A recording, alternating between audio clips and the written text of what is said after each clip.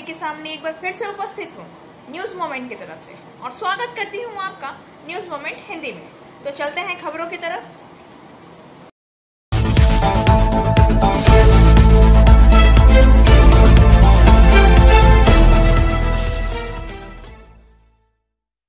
हीरापुर थाना अंतर्गत आजाद नगर में हत्या का एक अनोखा मामला सामने आया। आरोपी ने खुद थाने में जाकर किया सरेंडर। बताया जा रहा है कि परिवार में संपत्ति को लेकर विवाद चल रहा है। आरोपी श्री अनवर घर में आए और घर के पानी के टंकी में डुबोकर अपनी मां को मार डाला।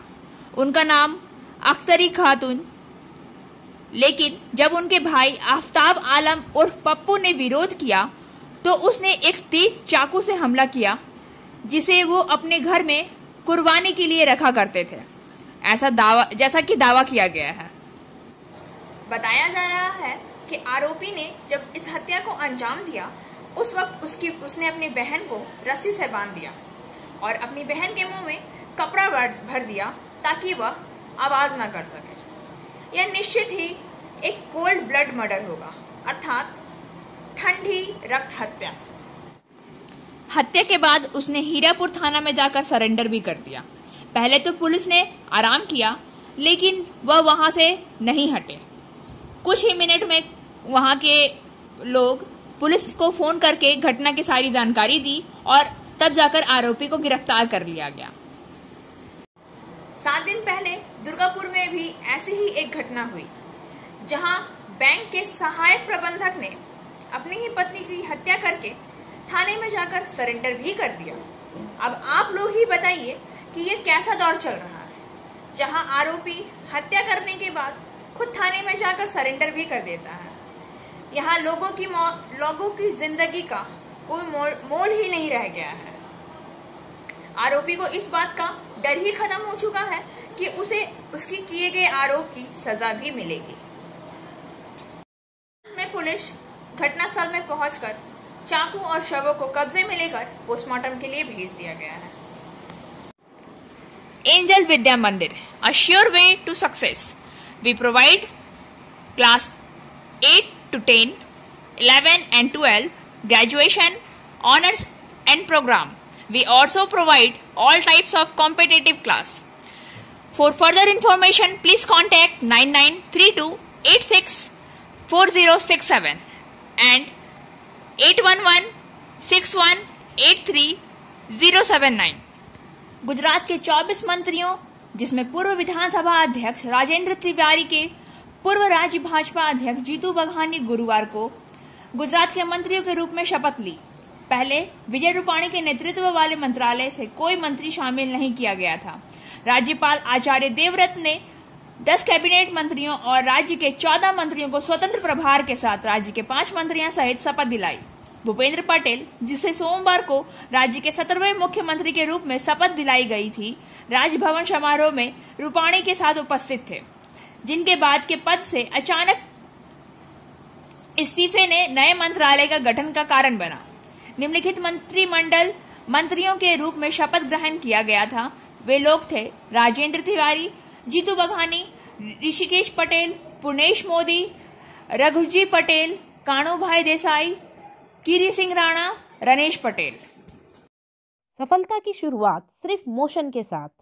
Motion open scholarship test for class 7th to 12th student. Get up to 50% scholarship for session 2021 to 22 at Durgapur. And for more details, please contact 94348222।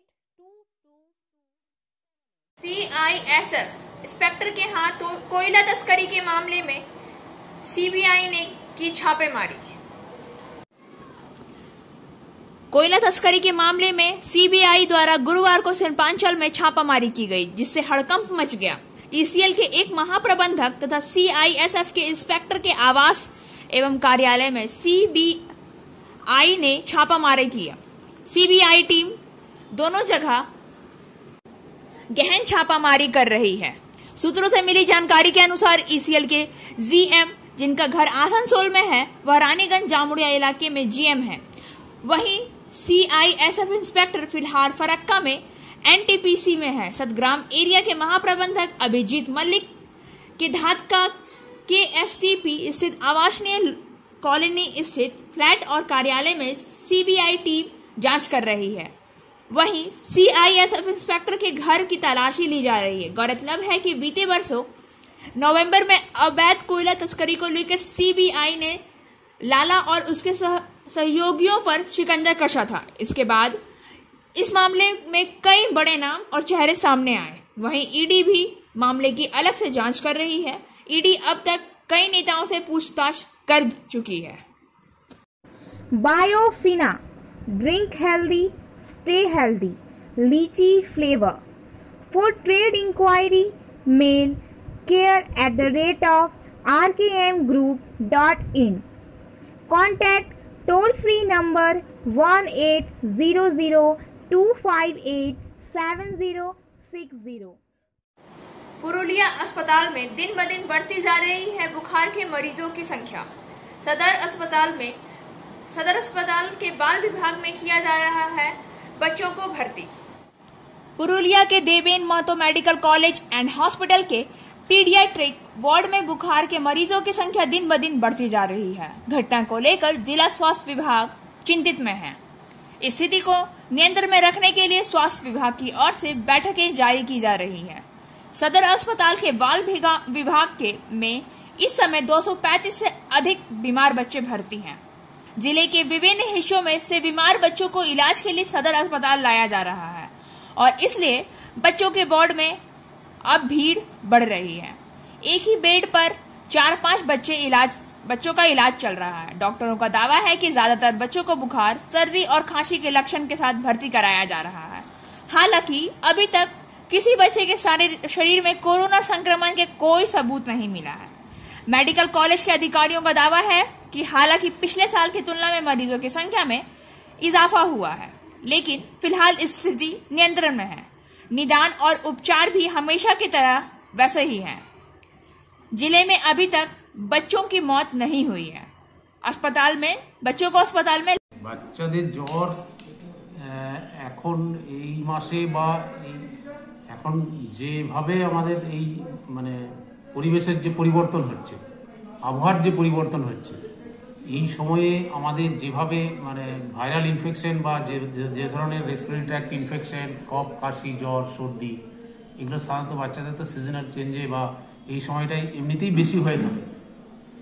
তো সেই হিসাবে কারণ আমরা এইটা নিয়ে গত এক সপ্তাহ 10 দিন ধরে আমরা নিজেদের মধ্যে বসে আলোচনাও করেছি। ইভেন আজকে সকালবেলাও আলোচনা করলাম, স্যারেদের সঙ্গে মিটিংও করলাম। তো দেখলাম যে গত বছর আমাদের যে জুন, জুলাই, আগস্ট আর এই বছর যে জুন, জুলাই, আগস্ট পেশেন্টের বাচ্চাদের জ্বরের বা সর্দি কাশি যে ইনফেকশনগুলো নিউমোনিয়া টাইপেরই বলুন বা লোয়ার রেসপিরেটরি ট্র্যাক্ট ইনফেকশনই বলুন, এগুলোর খুব একটা ফারাক কিন্তু নেই। কিছুটা হয়তো 2-10% মতো আগামী বছর থেকে এই বছরে একটুখানি বেড়েছে। সর্দি কাশি জ্বর এখানে চিকিৎসা হয়ে 99%ই মানে সুস্থ হয়ে বাড়ি যাচ্ছে। খুবই যেগুলো নিউমোনিয়া সিভিয়ার ইনফেকশন, কোমরবিডিটি আছে, কিছু আরো আলাদা আনুষঙ্গিক ইনফেকশন আছে, সেগুলোকে আমরা কয়েকটা রেফার করছি। আর ডেথ খুবই কম। আর অজানা জ্বর বলে যেটা অন্য জায়গাতে হচ্ছে আননোন ইটিওলজি, আমরা নর্থ বেঙ্গল দেখছি। আমাদের পেরিফেরি পুরুলিয়া মেডিকেল কলেজে অজানা জ্বর বলে কোনো সেরকম আমাদের ইয়েতে আছে অজানা জ্বর, কিন্তু অজানা জ্বর হিসাবে তো আমরা সেভাবে স্ট্যাম্প করতে পারবো না। আমাদের সাধারণত জ্বর, সর্দি, কাশি একটা আসছে, আমরা এখানে ভাইরাল একটা ইনফেকশন বা আমাদের যে এখানে এক্সিস্টিং যে ইনভেস্টিগেশন ফ্যাসিলিটি আছে, ম্যালেরিয়া, ডেঙ্গু, স্কাল টাইফাস, এগুলো আমাদের টেস্ট করছি, রুটিন ব্লাড করছি। করোনার কোনো প্রবণতা বাচ্চাদের মধ্যে? করোনার টেস্টও আমরা করেছি বিগত কয়েকদিন ধরে। করোনার এখনো পর্যন্ত কোনো টেস্টে পজিটিভ রেজাল্ট কিছু আসেনি হাসপাতালে। কতজন ভর্তি হয়েছে এই মুহূর্তে? আমার পেশেন্ট আছে 230-35 জনের মতো পেশেন্ট ভর্তি আছে বাচ্চাদের ওয়ার্ডে। Like, share and subscribe and forward YouTube channel News Moment. For more details and for advertisement, contact editor 9563-830. Asansol जिला अस्पताल में शुरू होने जा रहा है DNB कोर्स, जिसके अंतर्गत होंगे नेत्र और छाती विभाग। आसनसोल जिला अस्पताल में 2014 में DNB कोर्स शुरू किया गया था। वर्तमान में जिला अस्पताल में चिकित्सा, सर्जरी, बाल रोग यानी अर्थात स्त्री रोग और संज्ञाहरण के 5 विभागों के लिए DNB पाठ्यक्रम है। इन 5 विभागों में 10 MBBS पास करने वाले अलग अलग जगहों के में चिकित्सक अभी डिग्री कोर्स कर रहे हैं। आमतौर पर इस पाठ्यक्रम में छात्र अस्पताल के वरिष्ठ चिकित्सकों के साथ व्यवहारिक उपचार लेते हैं। वे आउटडोर के साथ साथ आउटडोर डॉक्टरों के साथ रहते हैं। अस्पताल सूत्रों के मुताबिक इस बार स्वास्थ्य विभाग आसनसोल जिला अस्पताल में नेत्र एवं छाती विभाग DNB कोर्स शुरू कराने जा रहा है। प्रत्येक विभाग में कुल 4 डॉक्टर अध्ययनरत होंगे। हालांकि इन दोनों विभाग में डिग्री नहीं बल्कि डिप्लोमा की जगह पढ़ाई जाएगी। उनका कार्यकाल 2 वर्ष का है। आर्थिकल अस्पताल में छाती विभाग के प्रमुख डॉक्टर अर्णव दत्ता चौधरी ने सोमवार को आसनसोल जिला अस्पताल का दौरा करके दोनों विभागों के बुनियादी ढांचे का निरीक्षण किया। उन्होंने वर्तमान कार्यवाहक अधीक्षक डॉक्टर उत्तम रॉय और सहायक अधीक्षकों के साथ आसनसोल जिला अस्पताल का दौरा किया, साथ ही उनके साथ बैठक भी की। जिला अस्पताल के नेत्र विभाग में फिलहाल 3 डॉक्टर हैं। सोमवार को छाती विभाग में 1 डॉक्टर के आने से इस विभाग में डॉक्टरों की संख्या बढ़कर 2 हो गई है। स्वास्थ्य विभाग के मुताबिक 2 विभागों में बुनियादी ढांचा ठीक है। जल्द ही कोर्स शुरू किया जाएगा। उल्लेखनीय है कि 2014 में आसनसोल जिला अस्पताल समेत राज्य के कुल 6 अस्पतालों में DNB कोर्स शुरू किए गए थे। शिफ्ट के दौरान और भी कई अस्पतालों में DNB कोर्स शुरू किए गए हैं।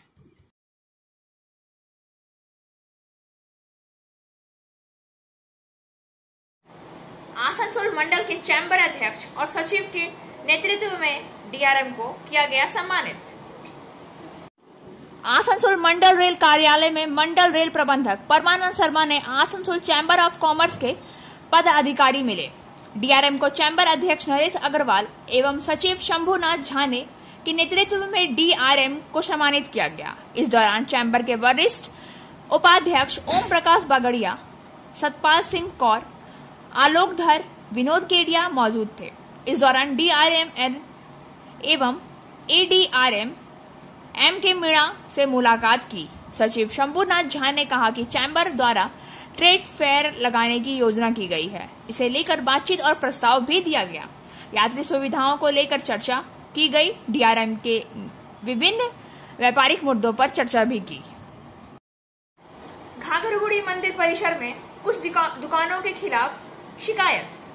पुलिस ने जाकर दुकानों को किया बंद।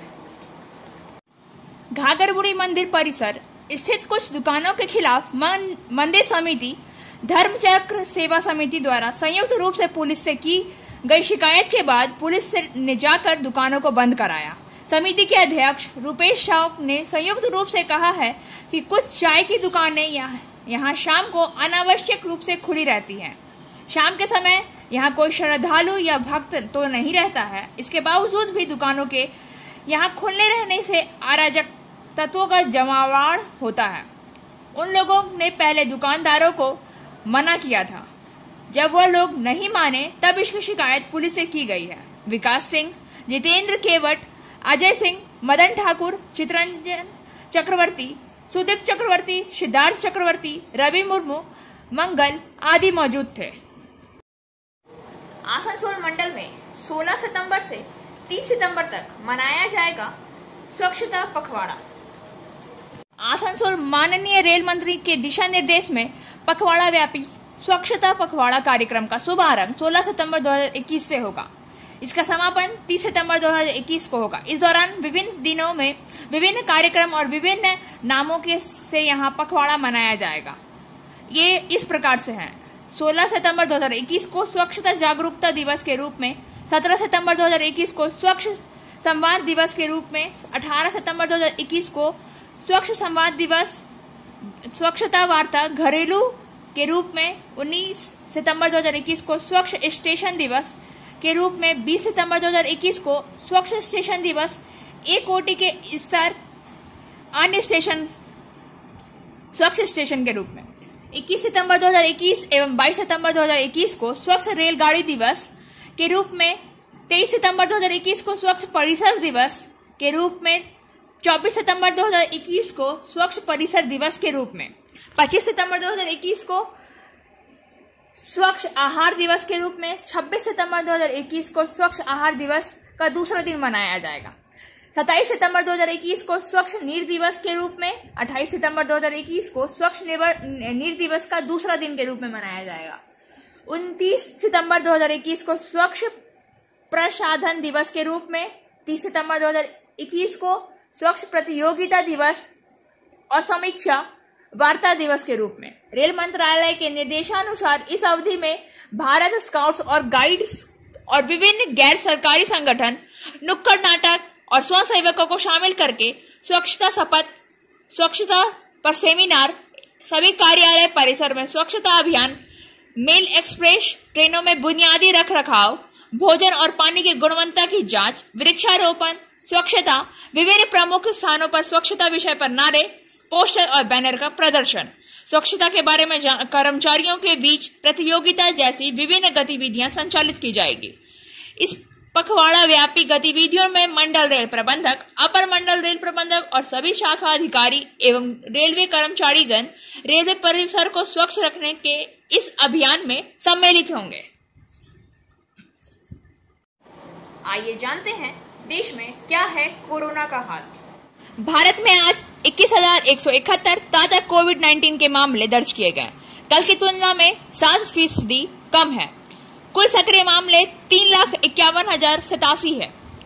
सरकार ने कहा है कि देश भर में टीका की 75.89 करोड़ खुराक प्रशासित की गई है। भारत में सक्रिय कोविड-19 मामले कुल मामलों में 1.05% के लिए खाते हैं। वसूली दर 97.62% है। पिछले 24 घंटों में कम से कम 38,012 लोग बरामद हुए हैं। पिछले 82 दिनों के 2% के साप्ताहिक सकारात्मकता दर 3% से नीचे है। पिछले 16 दिनों के लिए दैनिक सकारात्मक दर 1.69% की सूचना दी गई है। 2020 में भारत के कोविड-19 ने 17 अगस्त को 30 लाख और 23 अगस्त को 30 लाख 40 और सितंबर को 40 लाख और 16 सितंबर को 50 लाख पार किया। 24,75,572 रुपए की लागत से हिंदुस्तान केबल की सड़क मरम्मत। बाराबंकी के विधायक व पश्चिम बर्धमान जिला के तृणमूल अध्यक्ष विधान उपाध्याय ने गुरुवार को पश्चिम बर्धमान के सलानपुर प्रखंड में हिंदुस्तान केबल्स आचार पंचायत के तहत हिंदुस्तान केबल्स गेस्ट हाउस में नया बस्ती तक करीब 900 मीटर पक्की सड़क की मरम्मत का काम शुरू किया। पश्चिम बर्धमान जिला को से राशि खर्च की जाएगी। विधायक विधान उपाध्याय ने कहा है कि सड़क के क्षेत्र के हजारों लोगों का लाभ होगा। इसके अलावा राज्य के शेष सड़कों को भी पूरा किया जाएगा। तृणमूल कांग्रेस को विश्वास है कि आने वाले दिनों में अगर केंद्र सरकार राज्य की सड़क की जगह हिंदुस्तान केबल्स लगा देती है तो इस जगह को और खूबसूरती से सजाया जाएगा। पश्चिम बर्धमान जिला कर्माध्यक्ष मोहम्मद अरमान, सलानपुर पंचायत समिति अध्यक्ष फाल्गुनी करमकार घासी, सलानपुर प्रखंड तृणमूल महासचिव भोला सिंह, असरा ग्राम पंचायत प्रधान कल्पना ताती, उप प्रधान हरेराम तिवारी, हिंदुस्तान केबल्स अध्यक्ष रहबाशन सगर और कई लोग मौजूद थे।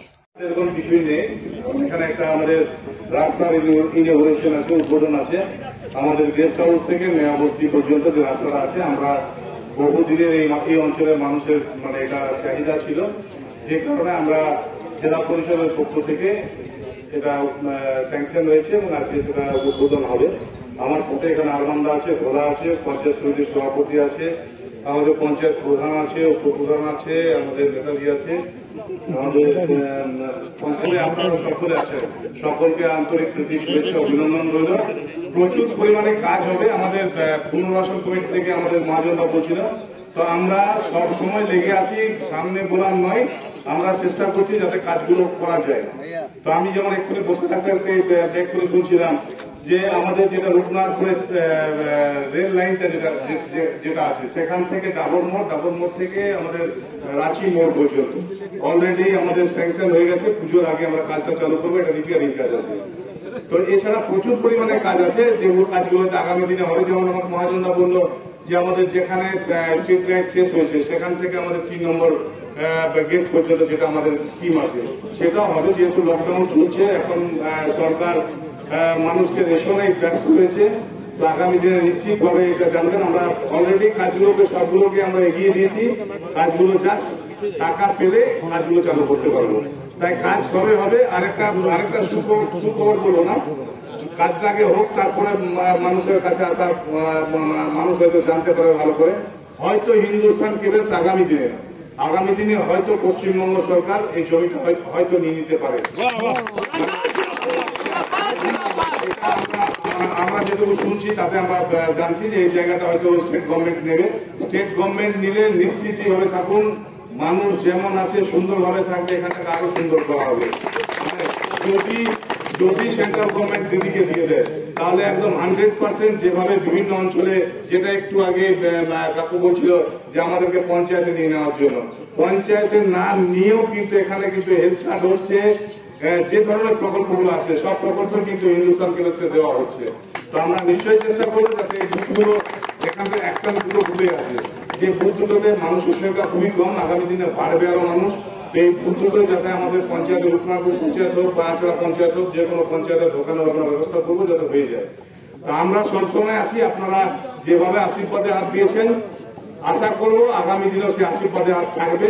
কারণ শ্রী বিশ্ব ভরসা, তৃণমূলের ভরসা, তৃণমূল থাকবে, জিতু খারুক, তৃণমূল কংগ্রেস আছে, আমাদের যারা নেতৃত্ব দেয়, আমাদের যারা কর্মী আছে তারা কিন্তু সবসময়। गुरुवार को कई कार्यकर्ताओं और सार्वजनिक बौद्धिकों ने सेवानिवृत्त IAS अधिकारी और कार्यकर्ता हर्ष मंडल से जुड़े शहर के कई स्थानों पर किए गए प्रवर्तन निर्देशालय छापे की निंदा की। उन्होंने कहा कि छापे अपने आलोचकों को चुप कराने के लिए राज्य संस्थाओं के दुरुपयोग की नियंत्रण श्रृंखला का हिस्सा थे। बयान पर हस्ताक्षर करने वाले 29 लोगों में कार्यकर्ता अरुण रॉय, पूर्व योजना आयोग के सदस्य सैयद हमीद, अर्थशास्त्री जीन देव, सीनियर वकील इंदिरा जयशाइन, डू प्रोफेसर अपूर्ण वंदन, महिला कार्यकर्ता कविता कृष्णन और AG राजा शामिल है। बयान अभी भी अधिक अनुमोदन के लिए प्रचालित किया जा रहा है। आज सुबह 16 सितंबर 2021 प्रवर्तन निर्देशालय अर्थात ED के अधिकारियों ने हर्ष मंडल की अध्यक्षता में इक्विटी स्टीजस दिल्ली के कार्यालय में छापे का आयोजन किया।